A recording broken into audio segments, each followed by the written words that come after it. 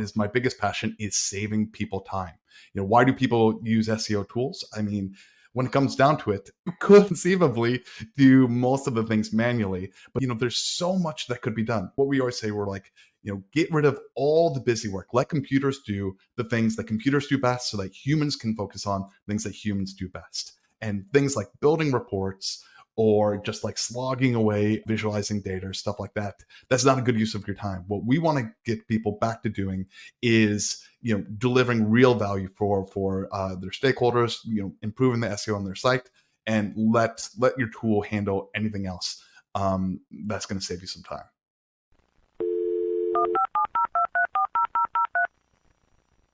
Hello and welcome to this week's episode of Search with Candour. I am your host, Jack Chambers Ward, and I'm talking with Simon Letter, the co-founder and CEO of Dragon Metrics this week, and we're basically getting a little sneak peek behind the curtain of how a lot of SEO tools are built, how they grow, and how much they can change over the years.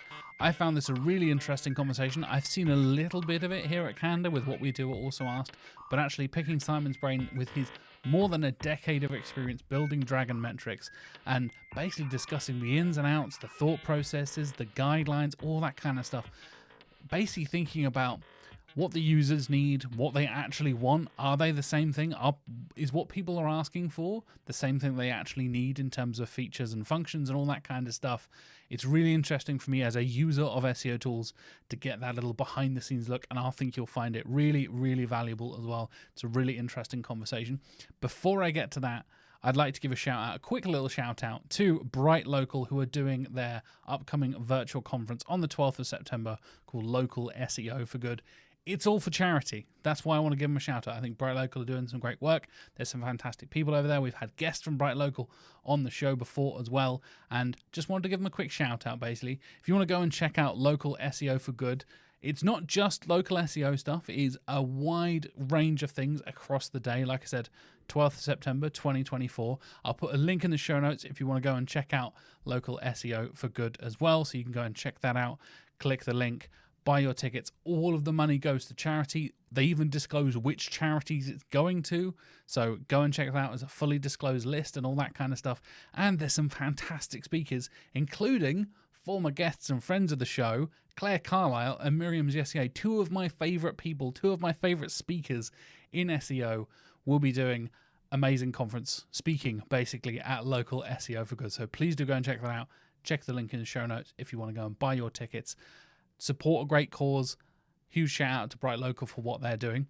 And before we get to the actual conversation with Simon, here are our sponsors for this week, Wix Studio and Also Asked.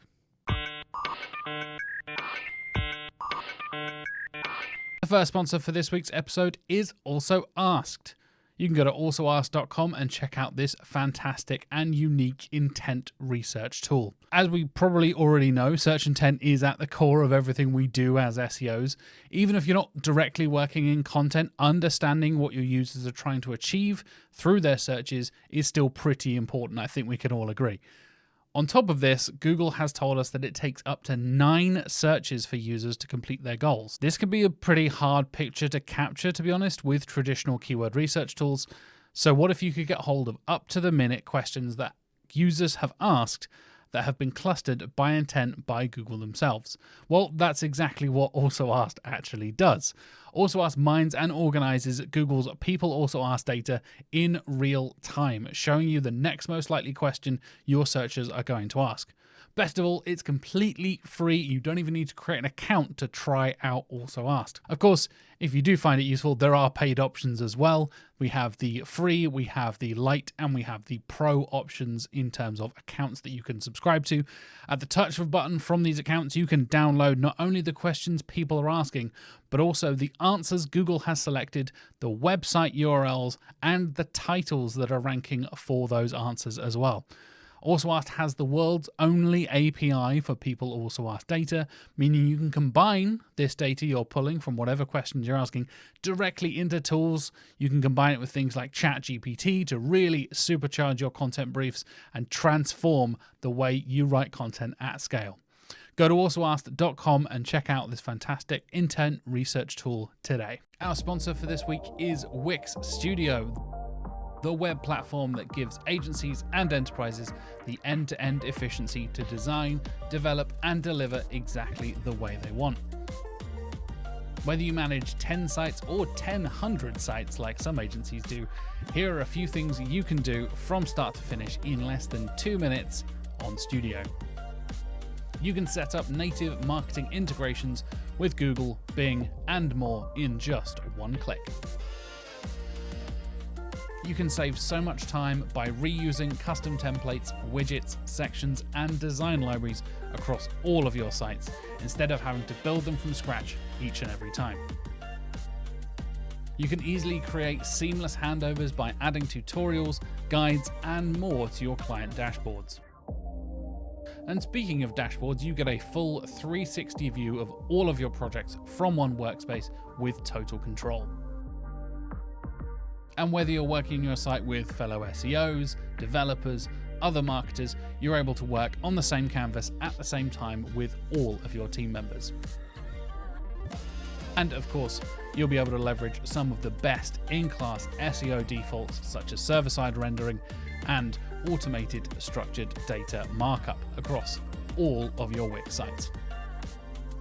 That is time up, I'm afraid, but the list keeps on going. Step into the Wix Studio by clicking the link in the show notes or the video description down below and see for yourself. Thank you so much to Wix Studio for sponsoring us here at Search with Candour.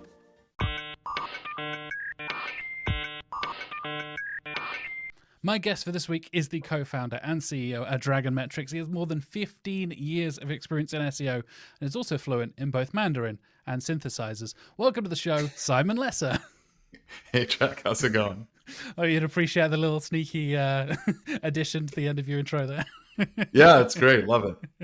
Welcome to the show. I know we've had a couple of conversations. We met at Brighton SEO a couple of years ago, and we've interacted a few times through our mutual friend and the digital marketing director at Dragometrics, Sarah Presh, who was on the show a couple of weeks ago as well.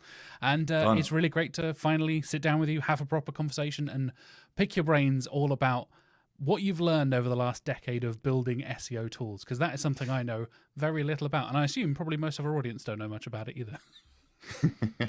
Sure. So let's dive in, I guess, and kind of think about how Dragon Metrics came to be, your journey through your career, and kind of kick things off with why do you think this is an interesting topic to talk about? Why should we do a podcast about what you've learned over the last decade of building SEO tools? So like how did Dragon Metrics come about, you mean? Yeah, absolutely. Okay. Well, well, the funny way that I like to explain a little bit is sometimes I say I quit my way to the top in founding Dragon Metrics. Essentially what it was is about 12 years ago, I was working for an agency in Hong Kong called the Egg Company. And, the tools market was very different back then. But one thing that was the same is that the Egg Company specialized in helping Western brands get into the Asia Pacific market. And there were no tools on the market that catered to, Baidu and Naver and stuff like that. But also, Asia is a big place and Google is still the predominant player. So there's no tool that did all those things. And even flash forward today, there's still not. So we started just building our own tools that were able to handle that load. That absolutely have to do Google, but also Baidu and Naver and a lot of other regional search engines.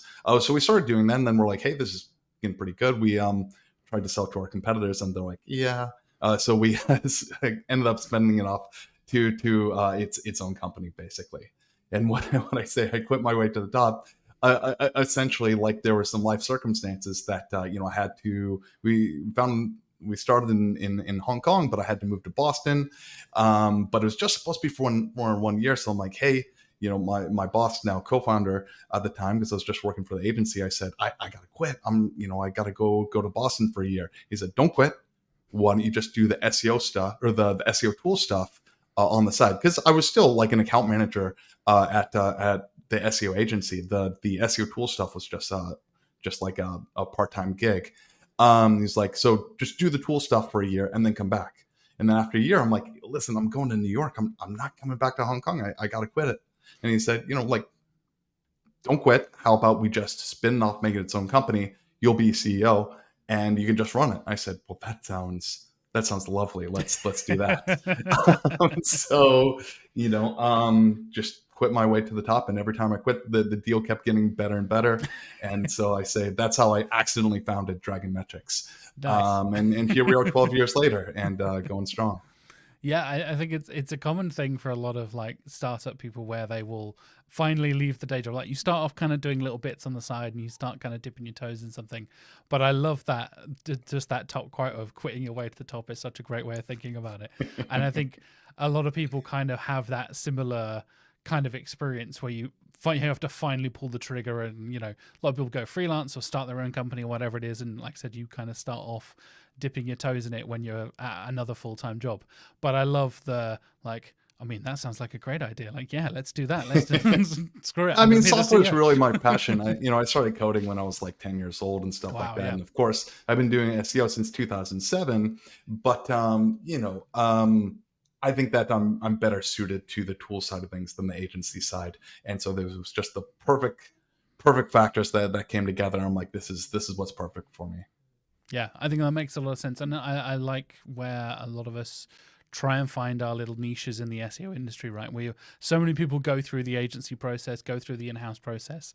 And like I've found myself in a weird position where I'm kind of like now hosting a podcast professionally, which is not something I would expect to do, which is very nice. I came in as an SEO specialist and now doing the podcast basically full time, which is very nice. I still do SEO work on the side. Don't get me wrong. I still keep my my skills sharp and all that kind of stuff. But yeah, I love hearing those kind of non-sequential, non-obvious paths in careers to end up where we are today in 2024. And I think if you want to found a company, what I tell people is quit your day job as a manager, account manager at an SEO company in the US, move to China for 6 years, and then start quitting every job you have. Nice. That's the way to success, kids. I'm going to clip that out for the social clip highlights, and it's just completely out of context, just that section. Like career advice from Simon. Let's anyway, let's talk about kind of the journey you've been on over the last decade or so with Dragon Metrics. Obviously, pretty much every listener, every viewer, I think, uses SEO tools in their day-to-day jobs because we all do. It's kind of difficult not to these days. But I think there's a very interesting conversation to be had with someone like yourself who has gone off and kind of has that experience both working in agency side and now moving over to the last decade or so in the tool side of things. I think a lot of the listeners don't know the kind of behind the scenes, how much it takes to change things, grow things, develop things, all this kind of stuff. What actually goes into the process of being a business that makes SEO tools and then continues to grow and stuff like that. I've seen a little bit of it, and I know I was saying this to you before we started recording. I take no credit or responsibility for Also Asked or anything like that. We have a very, funnily enough, a developer called Jack, not me, who is very talented, who builds a lot of that stuff working with Mark. And I found it fascinating just seeing the little glimpses behind the scenes of what he's up to and what the processes are there. So I guess I want to start off with what was your kind of thought process when you first started Dragon Metrics and building those tools? What were the kind of things you were thinking about that needed to be made? They're like, oh, this is the thing that, we're not being able to track Naver or Baidu or whatever it is. Was that the kind of initial thing of that other language search engines, other types of search engines? That was the kind of initial push for you to build those initial tools? Yeah, it was. And that decision happened before I even came on board. It was that, hey, we have to build something to do our own job. So that's what we got to do. And that decision was made before I even started working at the agency and before Dragon Metrics was even a thing. When I kind of took things over, the way I kind of saw it is, yeah, we need to be global from the very get-go. Like everything that we do, we're thinking, how does this affect all the markets in the world for global marketers? So that's for sure. But you can't just do that. And kind of the way I came at the tool, because it's an all-in-one tool set, so millions of different features covering all aspects of SEO, kind of a thing. What I really wanted to do, and still what is my biggest passion, is saving people time. Why do people use SEO tools? I mean, when it comes down to it, a lot of it, you could conceivably do most of the things manually, but it would take an incredible amount of time. So nobody does it, hopefully. So you're using an SEO tool. But there's so much that could be done. What we always say, we're like, get rid of all the busy work. Let computers do the things that computers do best, so that humans can focus on things that humans do best. And things like building reports, or just like slogging away, visualizing data, stuff like that. That's not a good use of your time. What we want to get people back to doing is, delivering real value for their stakeholders, improving the SEO on their site, and let your tool handle anything else that's going to save you some time. Yeah, I think that's been so true for so many tools. Again, using Also Asked as an example, because that's the one I know the most about from the inside of things. Is like, you can go and get your own People Also Asked data if you want. You type something into Google and get the People Also Asked data. But good luck doing that for 10,000 queries in a matter of seconds, because that's going to take you hours and hours of work. And you're totally right. I think a lot of us not only take a lot of what the tools do for granted, but also it's still doing the fundamental stuff that you can do manually. Because I think there's a bit of a clash, and the two sides of the SEO industry is like, you don't need tools, you can do everything manually. And the other side is like, I need the tools to do SEO, and I can't do anything manually. And I think honestly, there's a sweet spot in the middle there, where you still should be, checking sites manually, actually visiting a site and scrolling around and seeing what it's like as a user, not just relying on a crawl or, the keyword ranking data or whatever it is. But I think, like you said, it saves so much time, especially when you're working at scale, especially when you're working, for a big company or in a big agency or whatever it is, you're working on multiple clients. It's just not realistic to do so much of this stuff manually. And Sure. like you said, the reporting side of things at Dragonmetrics is a perfect example. You could spend hours crafting out a presentation and a Looker Studio and a spreadsheet and connecting all the data and blah, blah, blah. And then one thing goes wrong and it all disconnects. And I've been there. Trust me. It's a massive pain. It's massive trouble. But you can then do, in a few clicks, click everything up and connect things all together, right? Yeah, so we're trying to get past the obvious stuff, like obviously you're not going to want to check the SERPs yourself, and get to the non-obvious things that people don't realize that they can, outsource to a computer and things like that. Because I think there's a lot that happens in the SEO industry that people really shouldn't be focusing their time on. Yeah, what are some examples of that? The things you found where you're giving those less obvious kind of pieces of data and bits of information? I think the reporting is a perfect example. When people just tell me their horror stories of how they're doing reporting right now, I'm just looking like, I've got PTSD from when I worked at agencies, and thinking like, oh, that sounds awful. Yeah, I think there's like I said, the people's understanding of the tools is one side of things. And I know when we were chatting beforehand and crafting out the show notes and all that kind of stuff, the idea of giving people what they need versus what they want, and what people actually understand that the tools are doing, can be two different things. And I think there's a big process in the industry of us educating ourselves and learning from tool creators like yourself, Simon, where we understand, this is what this tool does, and this is why you should be using this one versus that one, or you can, connect the API of this one to that one, and it's now an all-in-one platform and all this kind of stuff. And I find a lot of it is the data that we think we want might not even necessarily be what we need or want at the time. And actually, when you go into a tool, and I'm sure, again, plenty of listeners and viewers have this experience as well, you will click into something and be like, oh, I didn't even realize that was possible. Oh, I can get the data of that thing. I can find this piece of information about the site. Incredible. Yeah, exactly. I think that, when, I'm the kind of the decider for our roadmap of the product. And I think that, there's a Venn diagram between what SEOs want in an SEO tool, the things that will help with their SEO, and the things that will actually help the SEO tool sell product. And, that Venn diagram doesn't overlap as much as it should be. The old adage, give customers what they want, or, the customer's always right. Steve Jobs famously said, like, yeah, we don't follow that. He fought against that a lot. He was saying that it's their job to figure out what the customers want before the customer does. Henry Ford, I think, said, because Steve Jobs went on the same breath to say, like, if we gave people what they wanted, we'd design faster horses. So.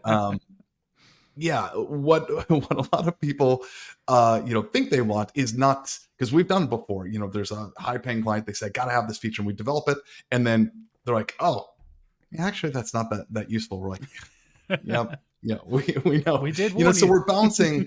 There's three components. People don't really know what they want, and then what's even worse is that people may want things that won't help or will actually hurt their SEO.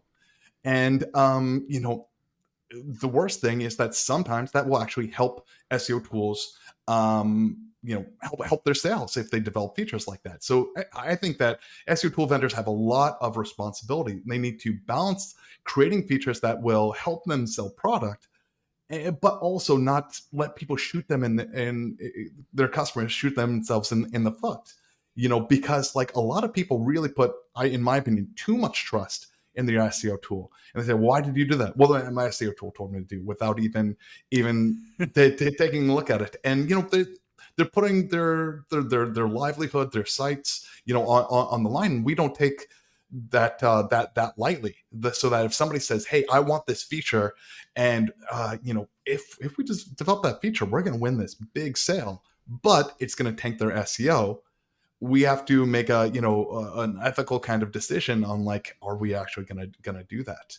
And so we have to kind of buck the trends a little bit. There's a number of examples here of like trends where the SEO industry went, and where Dragonmetrics had to say, yeah, we're not going to do that kind of a thing. I think one of the earliest examples, when maybe about 7 or 8 years ago, the whole trend was to inbound marketing. Where they said, okay, there's no such thing as SEO anymore. There's SEO, PPC, and social, and everything else all in one job title. And so all SEO tools kind of jumped on that and started bringing paid data, started bringing social data. And I'm like, nah, we're just going to focus on SEO. And, a couple of years later, it was kind of like the whole industry did an undo on that. SEO tools were like ripping social data out of their apps again, being like, and then the APIs stopped working for social and stuff like that. But what people really want, unfortunately, what would sell the most product is people want kind of a paint by numbers to SEO. They want to pay for an SEO tool and then magically they rank number one. Or they want their SEO tool to say, step one, do this, step two, do this, step three, do this. And that's a really dangerous mentality. And you see a lot of tool providers kind of pander to that. And they make a lot of sales, at least for the short term. Things like content score, to say that, like, hey, we've looked at these competitors and this is a score that rates how good this content is. And your content's only a 63. If you want to rank number one, you need to get that to 100. And here's how you need to do it. And that's just absolute nonsense.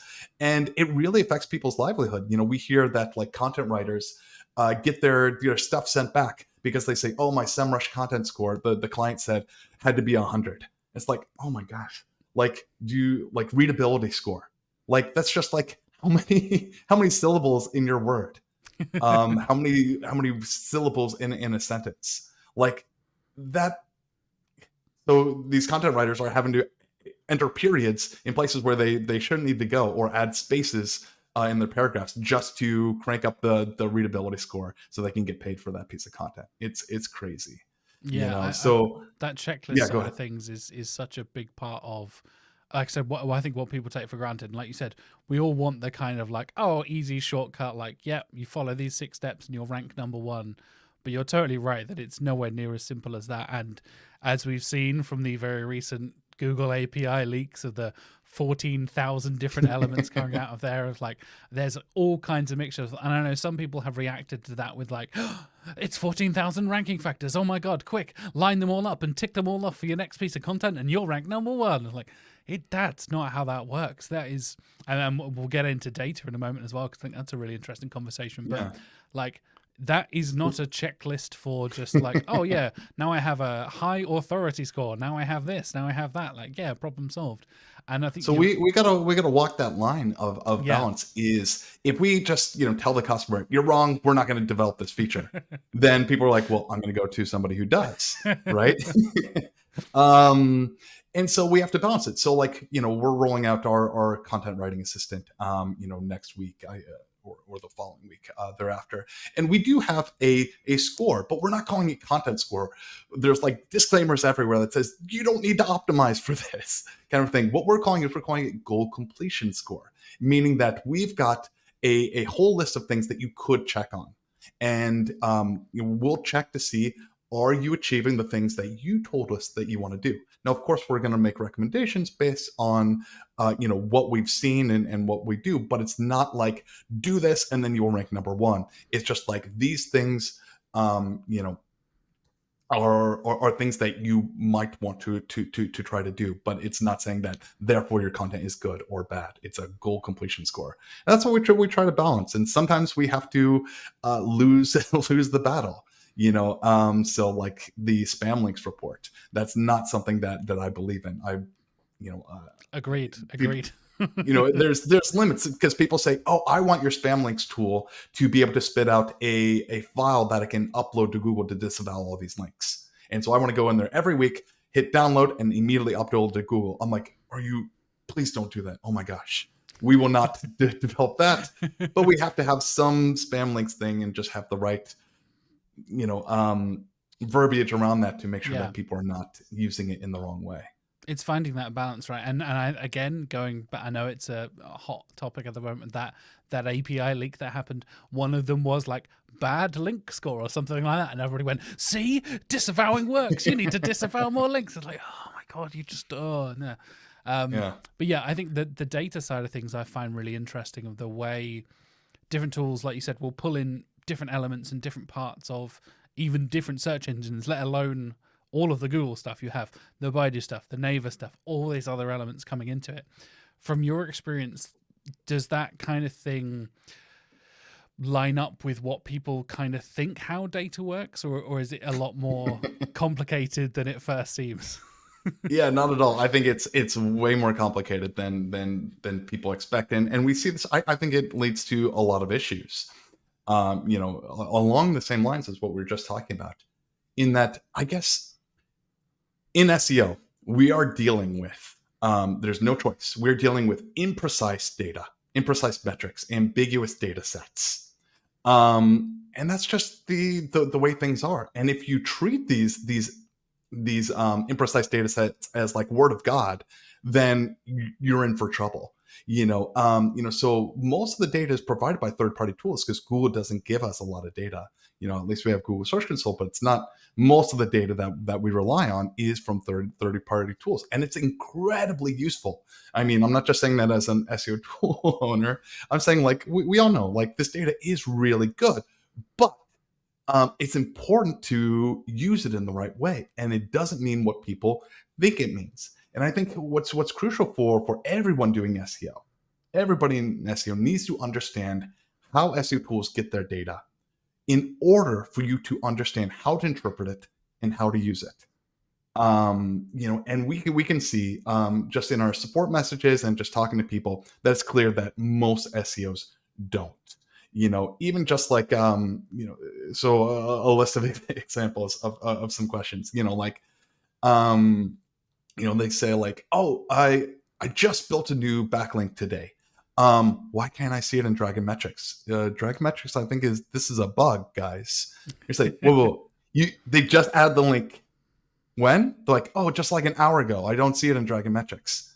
I say, okay, well, this person does not really understand how link tools get their data. And so, if somebody doesn't know that, I'll do a quick explanation right now. In order for a link tool to know about that link, they have to crawl every single URL on the internet as frequently as possible. Now, spoiler alert, it's not possible to crawl every single URL on the internet every hour. Not even Google does that. And so that's why Dragon Metrics doesn't have that backlink that just got placed an hour ago, because we're not constantly crawling every single URL on the entire internet. And that's also why, they say, well, hey, SEO tool A says I've got these backlinks. Tool B says these backlinks. There's barely any overlap. And I say, yeah, that is a normal thing that is expected. It does not mean that tool A is better than B, or A has a bug or B has a bug. It just means that, like, they're going to have incomplete information. And so if you need to know about as many backlinks as possible, you need to subscribe to all the backlink tools, combine them together, and deduplicate them. There is some tools that will do that for you too. It's an expensive process. I don't think you need to do it, but that's the only way to do it. So that's an example of people just like, not knowing how this works. We also get like hey, how come my traffic estimates aren't lining up with what I can see in my own Google Analytics or my own Google Search Console? Well, Well, even analytics and search console don't line up, and that's a whole other exactly. thing. It's That's like, where I was going to go next on this. So first of all, when you're dealing with first-party data, what is a session? What is a click? If you have 5 analytics tools, you've got Google Analytics, you've got Adobe, you've got whatever, they're all going to report different number of sessions, different number of users, different number of whatever. They all measure it differently. There is no canonical source. It's not one is right, the other's wrong. It's different perspectives on the same data. Same thing with clicks in Google Search Console versus Google Analytics and sessions. But even more so is like these tools, domain analytics or competitor research, those kind of tools. A lot of people I've not ever thought about where that data comes from. And they just think like, well, my GA says this and, this tool says that. Why doesn't it line up? Of course it's not going to line up unless the SEO tool provider has hacked into your GA account and has taken that. It is an estimate, and it's estimated by collecting hundreds of millions of SERPs as often as possible and trying to identify in every country that they support every keyword that someone could possibly be interested in tracking and adding that to their database. And then we see, hey, when they search for this site, we see which keywords are they actually ranking for in the top results, what the search volume is, and make an estimate on that. It is a very rough figure. It's not just dragging metrics and every SEO tool. It's very rough. Now, that's not to say it's useless. It's extremely useful at ballpark metrics, at comparing different sites, at giving general ideas for keyword research, all those things. What it's not great at is saying competitor B has this much traffic. We can look at our Google Analytics and we have this much traffic. Don't do that. Don't compare different data sources. And if it is your site, why are you using these tools, domain analytics or competitor research tools anyway? Look at your Google Search Console. It's going to show you everything, up to 50,000 keywords at least. So there's right ways and wrong ways to use the data, and you need to know where that data comes from so that you can properly leverage it. yeah, And we could have a whole podcast about all the misconceptions about where all the data comes from. And I'm happy we can spend the rest of the time talking about this. I'm totally okay with that. I could feel the enthusiasm already. Let me talk about one more example, because I know this is going to come up. On May 14th, Google, on my birthday, they released AI overviews. I was like, May 14th is your birthday. Yeah, not relevant. That's my wedding anniversary, so I'll okay. remember it. There you go. Next year, I'll wish you happy birthday. I was saying Google is not going to launch SGE, not going to launch these AI overviews. It's not ready at all. No way it's going to happen. I owe hundreds of people beer at this point. But then on my birthday, they said, yeah, we're going to do it. And I'm like, you got to be kidding me. What was even more interesting is an hour later, our support channel started getting flooded with users saying either, what are you going to do about AI overviews? Or why can't I see AI overviews in my ranking data in Dragon Metrics? See, the thing that Google just now announced. And again, I think that just shows that people don't really understand where this data comes from. Because even today, people are still, I mean, of course, this is a big deal. People need to know what Dragon Metrics is going to do about AI overviews and stuff like that. I get it. But even today, I think that people don't really understand. AI overviews are only being shown, first of all, for US users, but second of all, for signed in users. Okay? What that means, every SEO tool in the world gets the ranking data not signed in. That would be madness. First of all, it's not possible to collect the data at the kind of scale with a signed in account. And second of all, you got personalization. You've got all kinds of trouble that would come with that. So really, until Google starts showing AI overviews in not signed in sessions, in incognito sessions, SEO tools aren't going to really be able to show that data. And depending on where this goes, that could get really interesting. But I think that it's important to understand how this data is collected so that you can understand how these things work and how you can rely on your data or not. Yeah, I think there's a similar conversation that happened around when featured snippet happened, right? Where everybody was like, "Uh oh, how do we track position zero? How did this work? Oh no!" Suddenly the SERPs are looking completely different, and I know a lot of people made that comparison between AI overviews and featured snippets, but I think, like you're saying, the similar rules apply with a lot of the stuff when it comes to the visual side of SERPs and stuff like that. I was speaking to another tool company who I will not name, uh, confidential information, but they were talking about literally tracking like SERP real estate and like how much of the actual Yeah, initial the viewport pixel does it rank. take up. Exactly, a pixel rank Yeah, and that yeah. kind of stuff. We've got tools that do that. Yeah, go on. And I think that's a really interesting conversation with so much of the SERP features that are taking over. Like the days of 10 blue links seem to be pretty far behind us, or soon to be pretty far behind us. And Well, now we have a tab for it at least. exactly, we can do web filters, so it's fine. Everybody can find the web filter. It's easy. Most people probably don't know it exists, so it's going to be very Mm. interesting. And I think that initial view, the initial viewport of what you see and those pixels on the screen can make a huge difference to what you're going to click on, and let alone the people. Obviously, we're SEOs. We kind of know how this stuff works, at least a little bit. We're a bit on the inside. But imagine the non-tech people, the non-SEOs seeing this stuff for the first time. I feel like they maybe have seen the news now because it's really kind of broken out of just the industry. But still, I'm sure plenty of people have no idea this stuff is happening and will one day just Google something and be like, "Oh my god, what is this thing? Where is this AI thing come from? What happened to the links? Where are the websites I usually go to?" And having to scroll down past another map pack, past another feature, blah blah blah, and find it.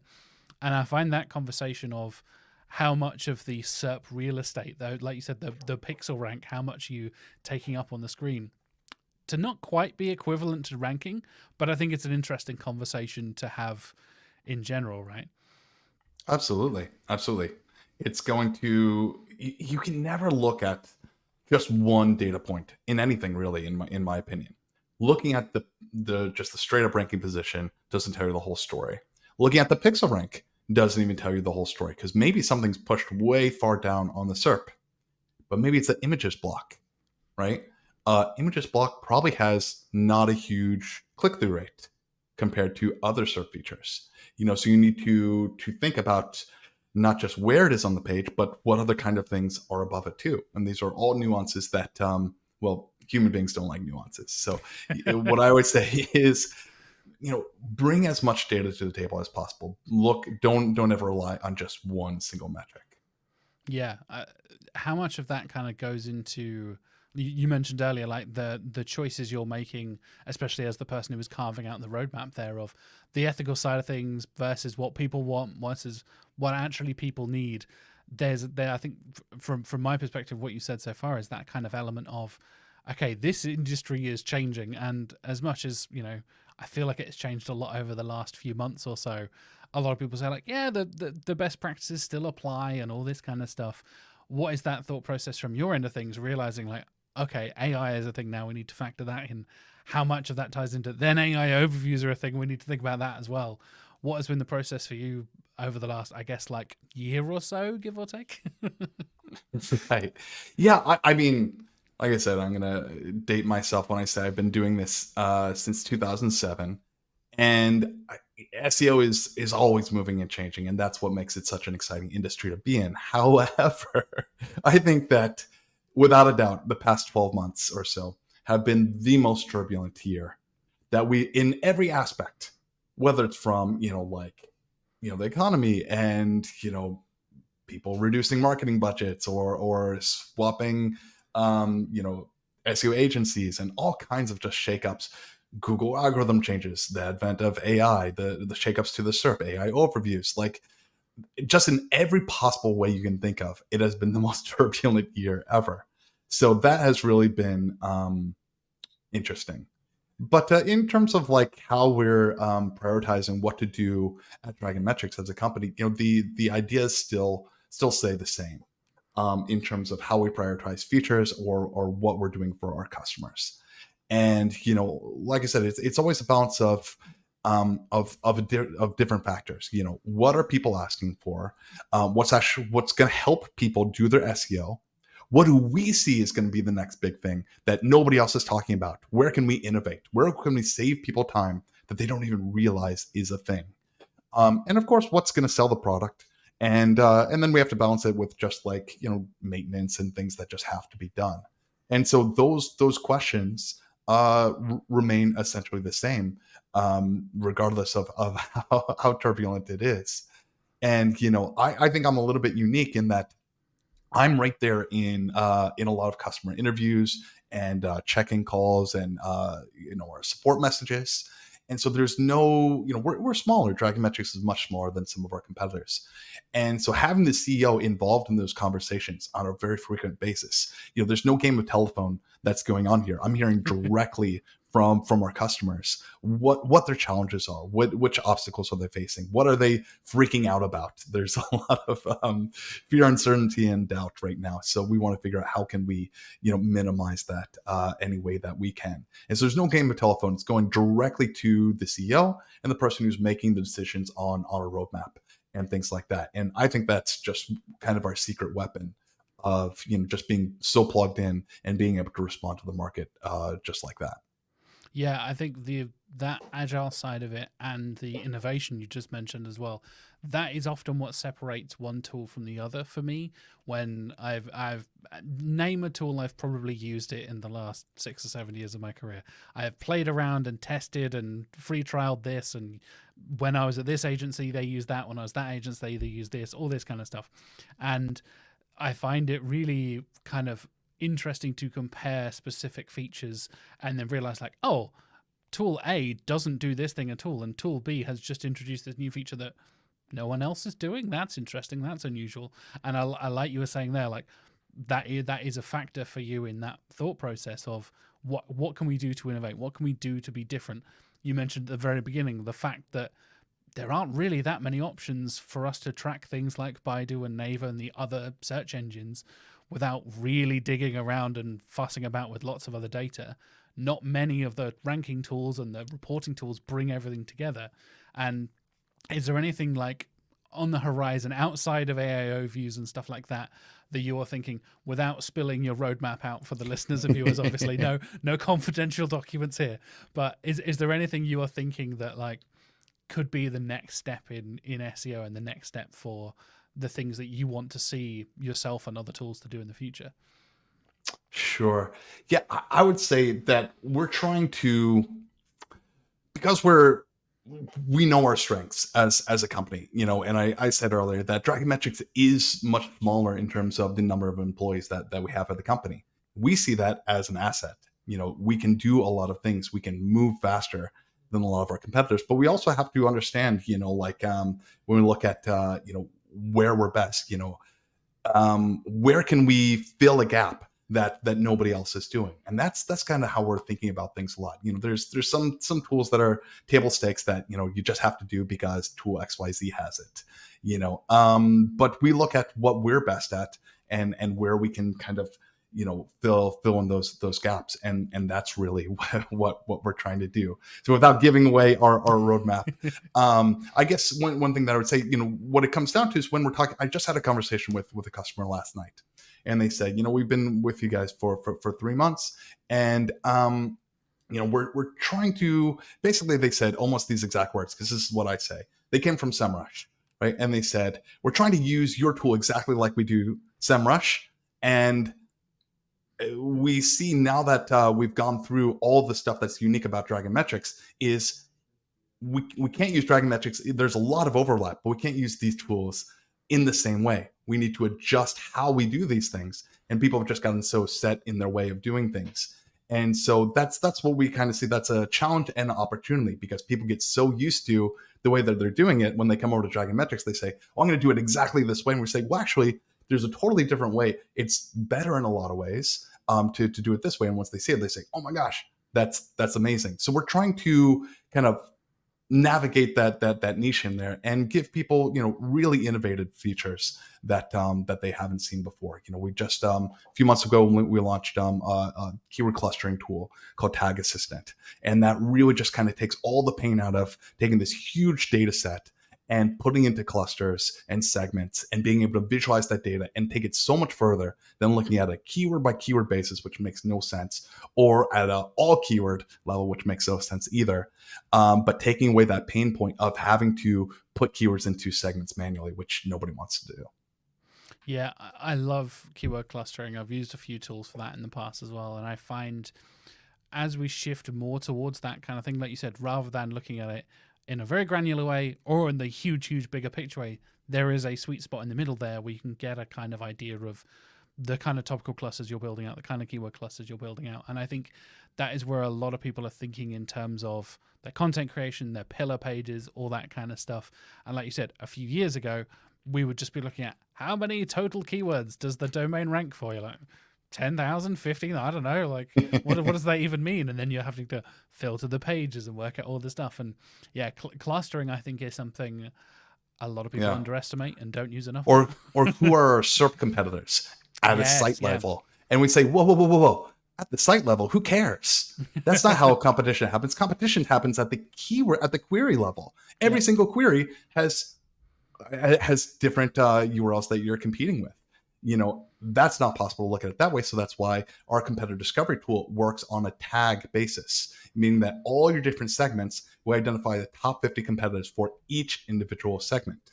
And that's really what opens up people's minds and really says like, oh my gosh, now we can see in this keyword segment, our top competitors are totally different than this segment. And that's how you got to look at things. Yeah, I had this exact conversation with one of my clients the other day where they saw the amount of keyword overlap they had with like a household name in that industry. And I'm like, right. Yeah, we're not competing with them. Think about this thing. And there is like product B, and you're competing with productbwarehouse.com because they sell exclusively product B and variants of product B, and they're the ones that are on the SERP. So you need to worry about them. Don't worry about that household name from a domain level. Worry about the specific parts of your business. And this was e-commerce, obviously, as I said, product stuff, like your range of products. And you might have multiple competitors who do certain overlaps with your products, certain overlaps with your keywords, but it's never going to be a one-for-one. These are always your number one competitor in everything. So that's a really good way of thinking about it, definitely. That kind of innovation, that kind of thinking outside the box side of things, I think is really interesting. Where you guys come in as one of the smaller companies, I think is a really interesting space to be at, because we all know, we've mentioned SEMrush, we've mentioned Ahrefs, the big kind of, again, the household names that everybody uses. I love speaking to people who, like you were saying earlier, use one tool at one agency or one thing and then don't realize that, oh, there's a whole suite of other things out here that do completely different things and slightly different things, or however it is. I know certain agencies will sign up to one particular tool and just train everyone on that single thing and then never look outside of it. And I love having conversations with people like yourself and other tools out there that do other slightly different things, little bits, and there's quite a bit of overlap, but different things, and being able to cross-reference different tools and different data sets, as you were saying earlier. Absolutely. I find really, really useful. We do that a lot when it comes to like annual account reviews for our clients and stuff like that. It's like, okay, this tool says paints this picture, but this tool paints this picture. So if we look at it as a painting a bigger picture, I'm using the word picture too much there, but you get what I mean. Sure. You're painting a bigger picture with multiple things, right? Yeah, I mean, at Dragonmetrics, we're an all-in-one tool set. So, it's certainly our goal and our mission to be the end-all, be-all SEO tool where you just need Dragonmetrics and you need nothing else. But when it comes down to it, no tool can be the best at absolutely everything. You kind of have to choose and prioritize based on that. And one thing that I think is clear, and certainly, my experience, both, professionally and otherwise, the more advanced the SEO is, the more SEO tools they have to cross-reference, to use what this tool does best, what that tool does best, what that tool best. And so then in that case, what's the point of an all-in-one tool set? I say, and I think that this is a missed opportunity from some of the other all-in-ones out there, is I say that the biggest advantage of getting an all-in-one is when that data can talk to each other. Because if you have your site audit tool over here, you get your rank tracking tool over here, you've got your backlink tool over here, they don't talk to each other. And even a lot of all-in-ones, it's the same way. It's kind of like 10 separate tools with a shared login. And I think that doesn't help out anybody. Where what Dragon Metrics really tries to do is try to get that data to talk to each other and combine it together to be more of a sum of the parts. And I think that's really, one of the things that we're always trying to do, be like, how can we kind of mash all this data together to give something, that's what we can do special by having all that data in one place. Yeah, I think a lot of the, again, not speaking of any specific tools or anything like that, but I've definitely noticed, again, I've not been in the industry as long as you have, Simon, but even in my 5 or 6 years of using tools, you really notice like, oh, they just kind of tacked that bit on the side, I guess. Does it have anything to do with anything else? Like, nope, not really. It's just there because it seems like the cool thing to do at the moment. It's like the power of being able to connect everything up and see how one element is affecting another element and connect those dots is a huge step in the process. And like we're saying, it saves so much time from being like, okay, I've got one tab open with one thing here and another tab open on another screen here, and I'm cross-referencing my rankings with my backlinks, with my internal linking here. I was like, oh God, I'm like, how about you just connect all of those things, and you can see that, as you increase this goes up or goes down, and that's a hugely powerful thing. And I think a lot of people underestimate, take for granted. Yeah, for sure. Awesome. Well, thank you so much for joining me, Simon. It's been a really, really fun discussion, peeking behind the scenes, behind the curtain of SEO tool creation and stuff like that. If people do want to follow up and follow you and follow Dragon Metrics across the internet, across social media, all that kind of stuff, where is the best place to find you and Dragon Metrics? Probably the best place to find me would be on LinkedIn. Simon Lesser. It's should be pretty easy to find. Dragon Metrics, dragonmetrics.com. We're also on Twitter, X, whatever you want to call it, as Dragon Metrics, all one word. Awesome. I will put links for everything, of course, listeners and viewers, in the show notes, so you can go follow Simon, follow Dragon Metrics, check out all the cool things that the team over at Dragon Metrics are doing at the moment. Thank you again for joining me, Simon. It's been a really fun discussion.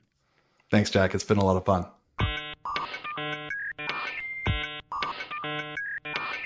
That is it for this week's episode of Search with Canada. Thank you once again to Simon for joining me. I thought that was a really interesting conversation. I learned a lot of things, like I said, behind the scenes stuff that I wasn't really aware of as an SEO tool user, but not an SEO tool builder or founder. I found it a really, really interesting, insightful conversation with Simon. Thank you so much for watching or listening, wherever you're watching or listening. Please do like and subscribe on YouTube if you're watching on there.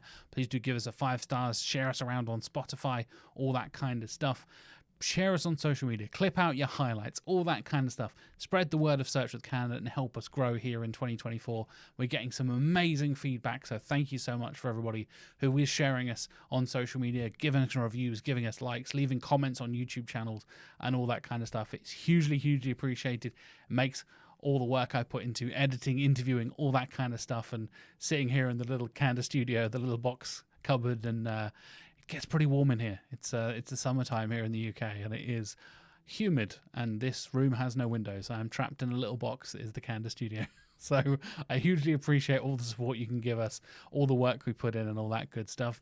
I'll be back next week with an amazing guest, Josephine Rudolph. You may have seen her on SEO Office Hours. Shout out to the Good Signals folks. They're doing some amazing work over there. And she's fantastic. I really love what Josie's been doing recently. We're going to talk all about basically how to do networking when you're an introvert or you have social anxiety. And for those of you who know me, I am an introvert through and through. So this is something that's very close to my heart. I know Josephine has some really, really interesting insights, opinions, tips and tricks and all that kind of stuff. And it's going to be a really interesting conversation next week. The following week, Mark is finally back from his adventures across the world, and we'll be talking about all the latest SEO news and all that kind of stuff. If you want to keep up with SEO news and all that kind of thing outside of the podcast, but also get this episode and every episode of the podcast delivered to your inbox every single Monday, you can go to coreupdates.com. That's where Mark and I basically manage a newsletter of the most important and latest SEO news every single Monday morning.